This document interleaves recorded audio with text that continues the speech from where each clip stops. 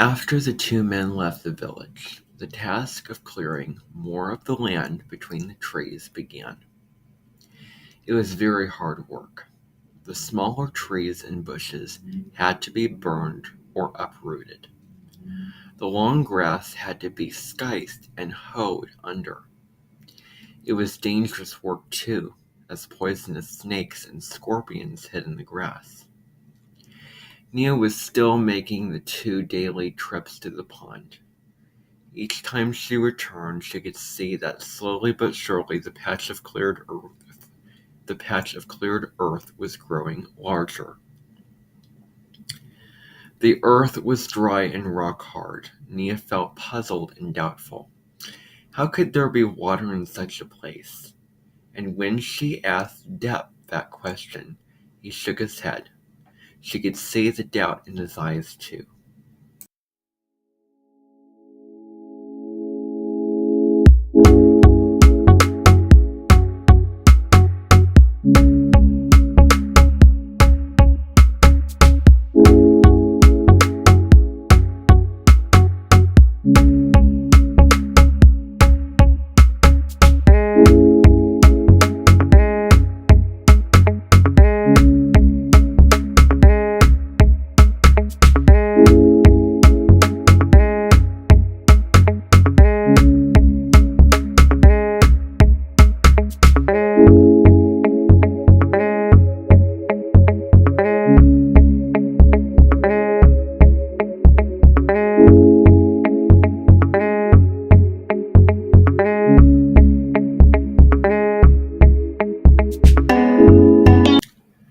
A Long Walk to Water, Chapter 11.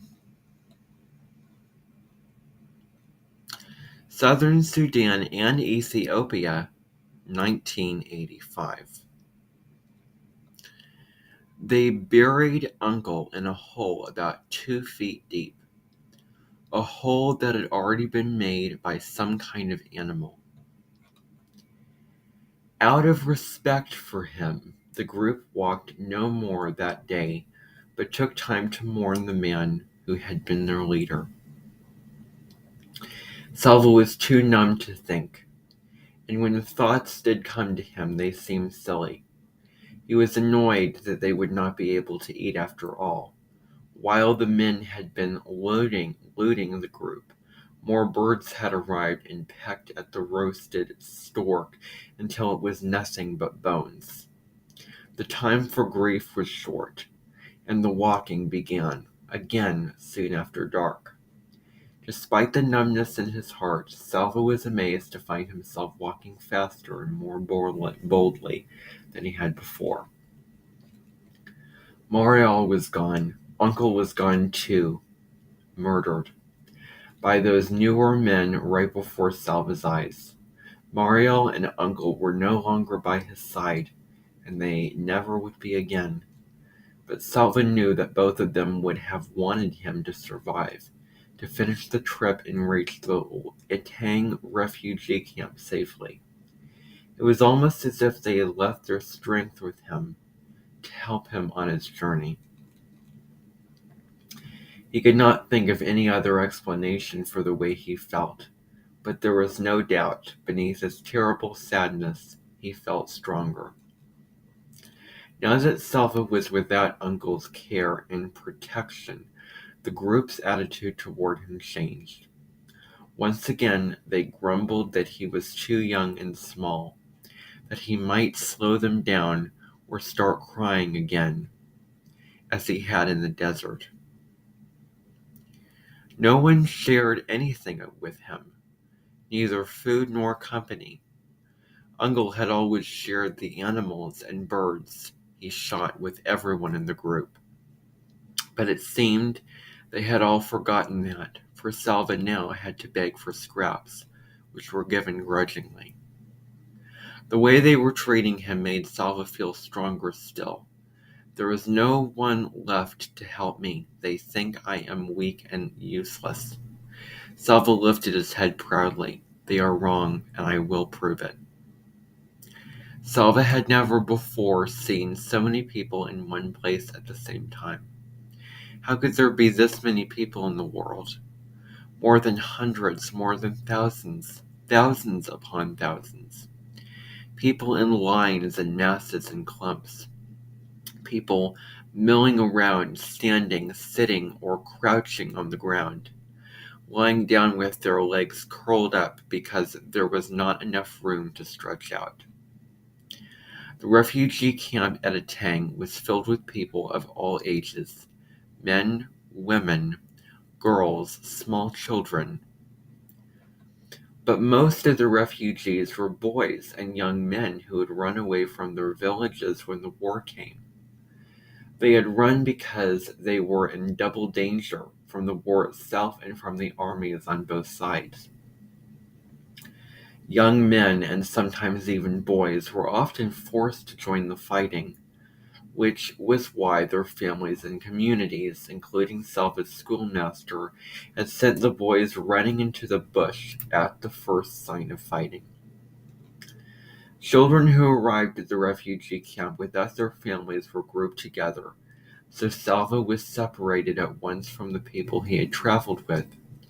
Even though they had not been kind to him, at least he had known them. Now, among strangers once again, he felt uncertain and maybe even afraid. As he walked through the camp with several other boys, Salva glanced at every face he passed. Uncle had said that no one knew where his family was for certain, so wasn't there at least a chance that they might be here in the camp? Salva looked around at the masses of people stretched out as far as he could see. He felt his heart sink a little, but he clenched his hands into fists and made himself a promise. If they are here, I will find them.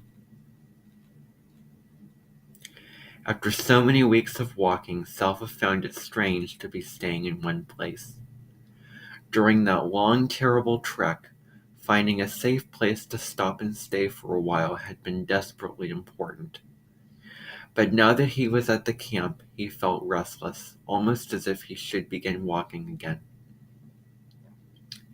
The camp was safe from the war. There were no men with guns or machetes, no planes with bombs overhead. On the evening of his very first day, Salva was given a bowl of boiled maize to eat, and another one the next morning. Already things were better here than they had been during the journey. During the afternoon of the second day, Salva picked his way slowly through the crowds. Eventually, he found himself standing near the gate that was the main entrance to the camp, watching the new arrivals enter. It did not seem as if the camp could possibly hold any more, but still they kept coming, long lines of people, some emaciated,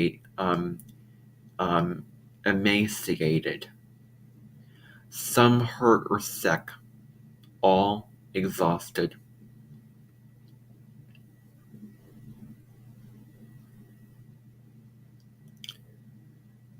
Did I pronounce that right? Some emaciated? But still they kept coming, long lines of people, some emaciated, some hurt or sick, all exhausted.